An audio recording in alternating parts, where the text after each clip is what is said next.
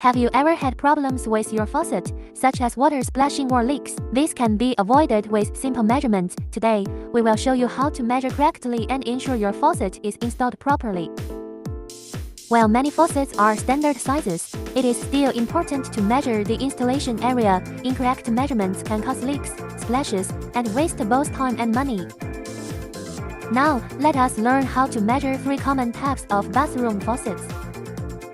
First, for a single-hole sink faucet, measure the height from the spout to the sink drain. This affects the water flow and whether the faucet fits your sink. Next, measure the length of the spout. Finally, check the height when the handle is fully opened, especially in small bathrooms where it should not be blocked by the vanity. For a 3-hole double-handle sink faucet, measure the faucet height. Then, measure the spout length and the distance from the spout to the drain. Lastly, measure the distance between the 2 handles. This is usually between 8 and 16 inches. For a wall-mount faucet, measure the spout length and the distance to the sink drain.